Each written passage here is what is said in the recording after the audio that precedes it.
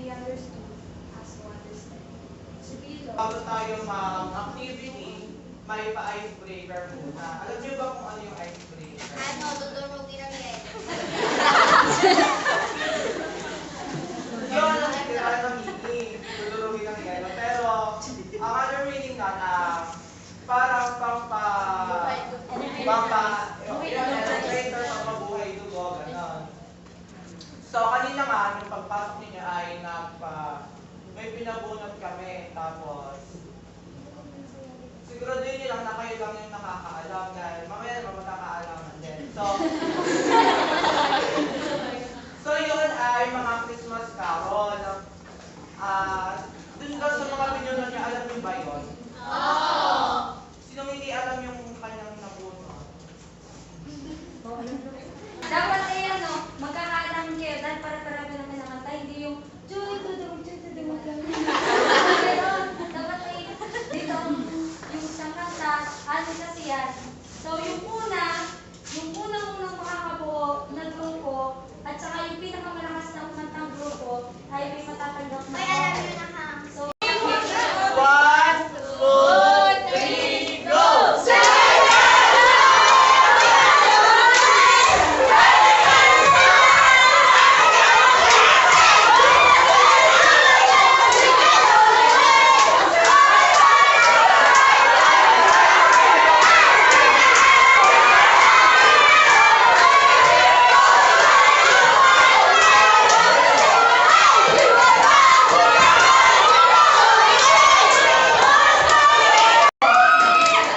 Pero ang pinakamalakas ay sila.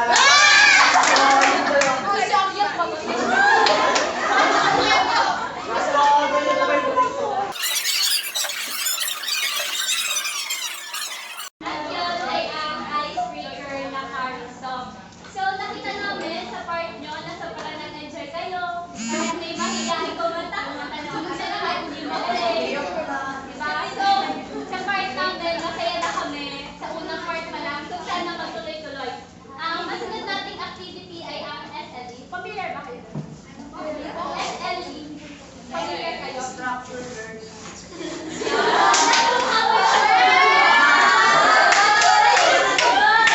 So, yun. Ano kaya ibig sabihin ng structured learning experience? Biro lang. So, ang structured learning experience ay yung habang naglalaro ka or nag-enjoy ka, ay may natutunan ka. Kaya nga, structured learning experience, you learn from your own experience. So, para i-present ang structured learning experience namin, na sana ma-enjoy nyo din, nandito si Anjo at si Anjo. Ganito ang aming structured learning experience.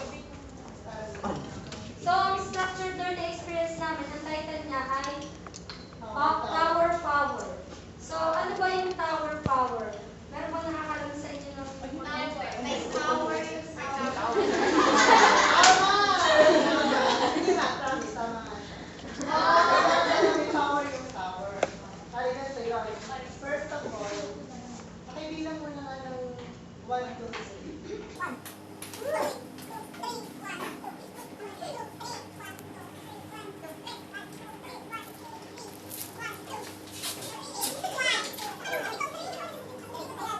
Gagawin natin. I-divide namin kayo into 3 groups. Kaya ako kayo pinabilang ng 1, 2, 3. Ganito nga gawin nyo. Bibigyan namin, survey namin kayo ng tigda-dalawang plastic na straw and individual plates.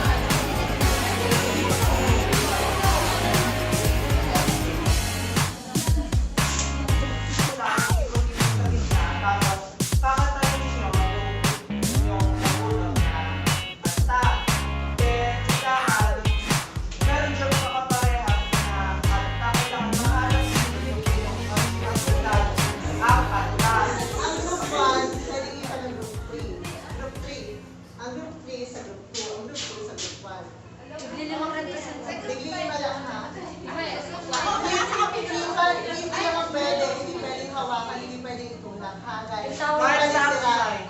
Ha? Nag-try lang mag-iip. Kahit ilan. Ibigyan mo sa 20 seconds. Wala na, Ibigyan mo sa 10 seconds. 1, 2, 3, go!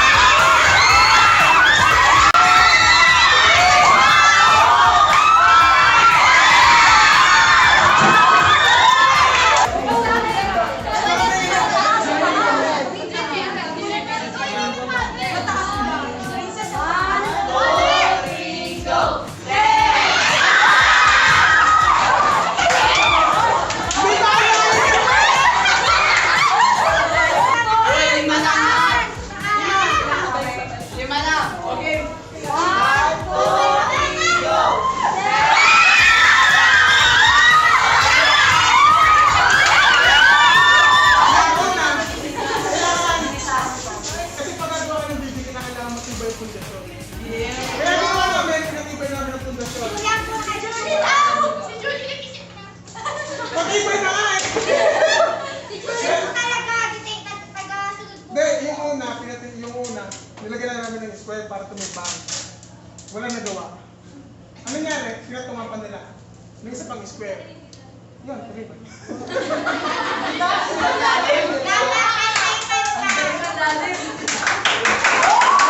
Ano sana ang naisip ko pang gawin para... Hindi kasi ang parang namin yung ano lang, yung apatan lang. Para timbang lahat. Kaso lang, dahil naghalo-halo na iba-iba, ang sabi ng isa, dito sa mataas, isa lang, tapos dito naman sa baba yung madami. Kaso pag yung iba naman gusto, madami dito. Kaya naghalo-halo yung Diba, hindi naman tayo bigla lang nagawa ng tower. Kailangan ng strategy, division of labor, sinong gagawa nito, anong idea ang dapat sundin, diba? And ngayon, pupunta tayo sa heart of the activity, which is the session. Sa paggawa ng tower nyo, napansin namin yung mga characteristics ng bawat grupo. Hindi lang yung kung paano nyo ginawa to, kundi kung paano kayo naging isang, o paano kayo nakakontribute sa paggawa ng isang tower. So, sabi nga ni Kuya, ang ginawa nyo ay ano nyo yung foundation. So, gano'n nga ba kahalaga ang foundation? Ang foundation ng isa sa pinakamahalagang parte na is kahit anong relationship. Bahay, kapatid, best friend, boyfriend, mother, father. Meron ako i-represent sa inyo na 8 tips to improve your teamwork skills. So, ang first step natin ay listening. Gano'ng kahalaga ang makinig? Para maunawaan. Yes, tama si ate. Yung tenga natin, di ba, ganon? Tapos yung ganon. Tapos pag ginanon mo daw, heart. Because when you listen, it's not about knowing it. Hindi yung nandito labas-labas. Di ba, minsan pag nagsasabi ng problema, di ba, minsan yung puso mo talaga yung tinatarget.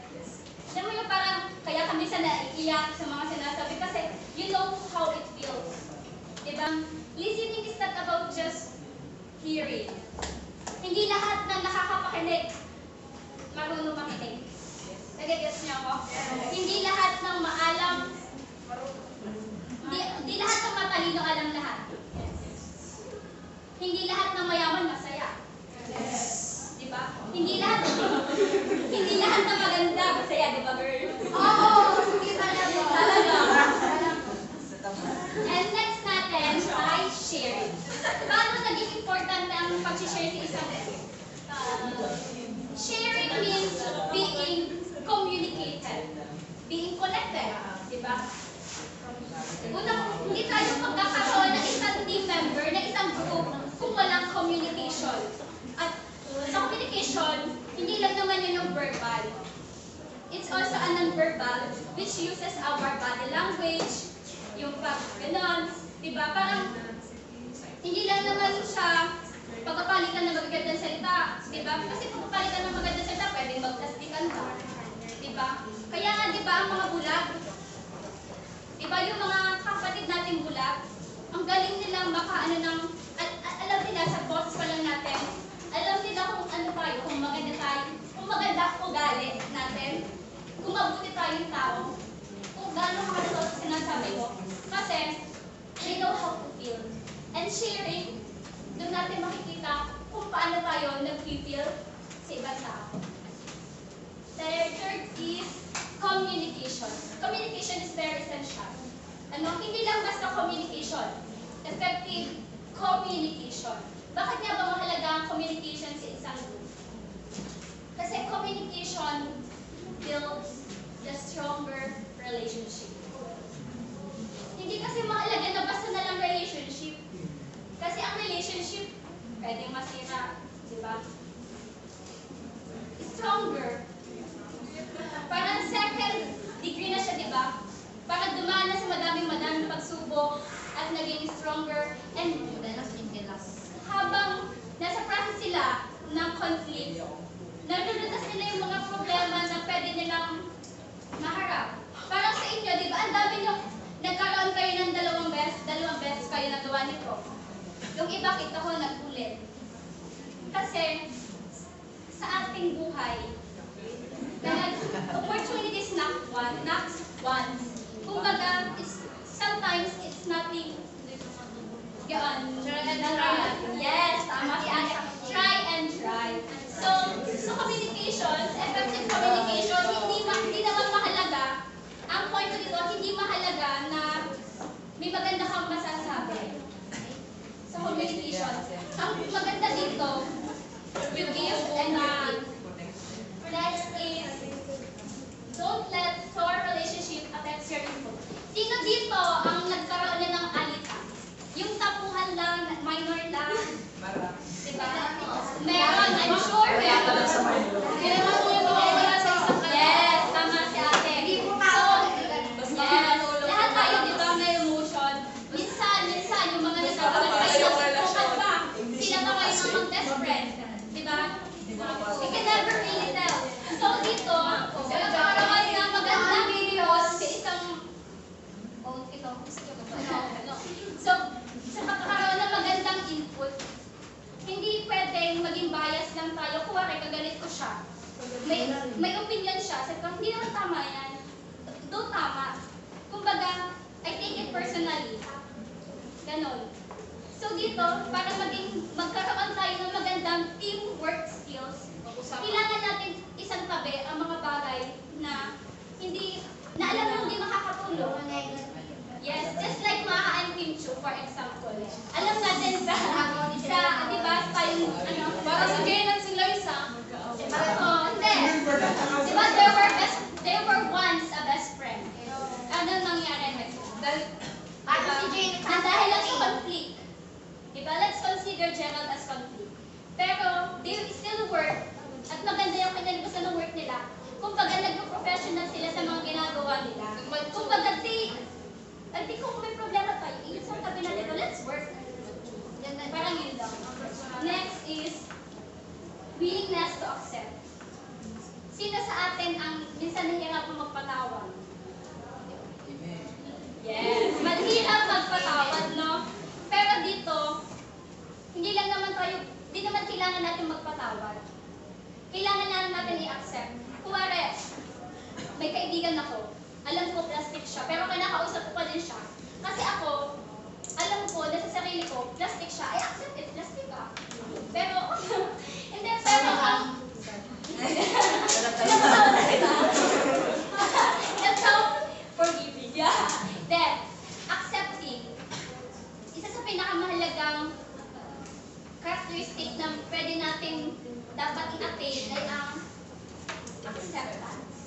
Kasi may mga bagay na hindi naman natin mababago. Diba? Kailangan na lang natin i-accept.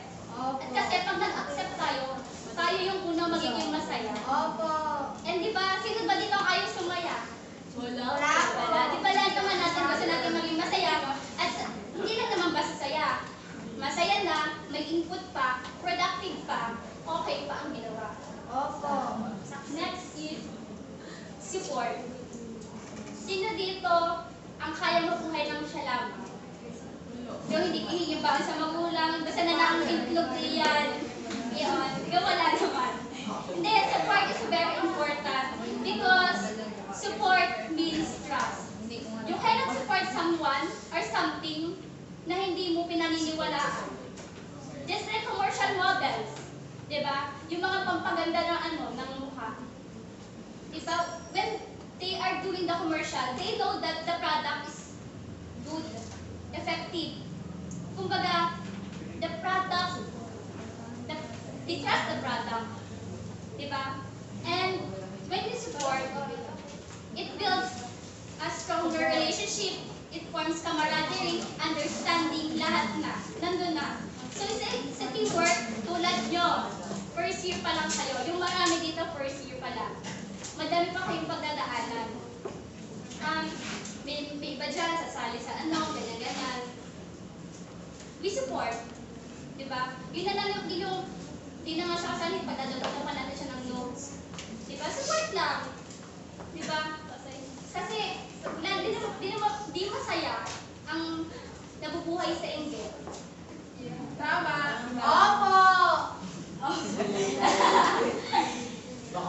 Seven, patience.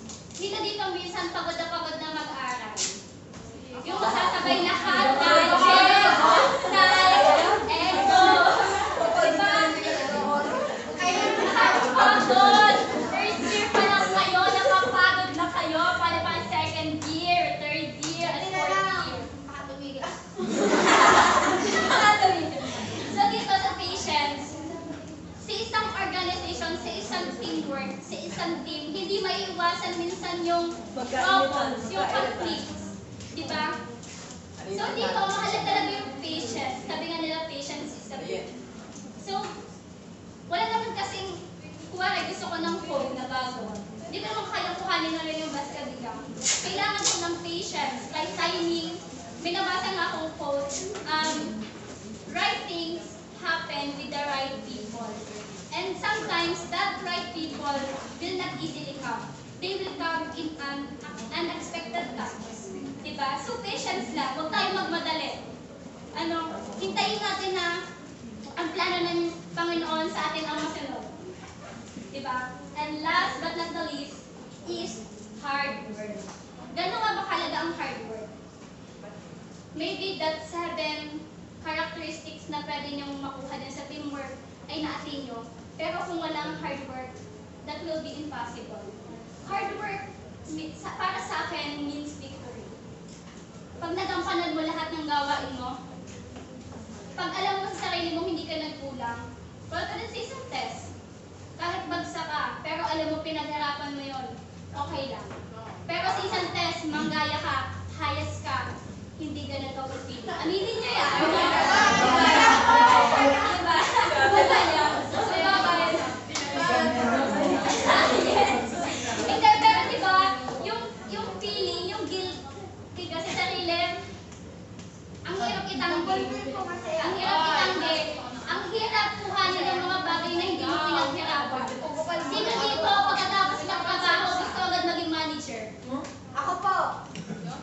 Good luck, girl. Kasi, easy work, easy to get, easy to forget. Masayang magkaroon ng phone na alam mong pinaghirapan mo. Katulad sa isang teamwork, tulad dito, ang sarap panalo, di ba guys? Quite okay, hindi naman. Ang sarap panalo kasi alam nung hindi kayo nandaya, wala kayong hirapakan, hindi kayo nagsinungaling. Wala lang, nagawa niya siya. Teamwork. Ganun lang. So, dito na yung mag-e-end yung ating activity. So, sana,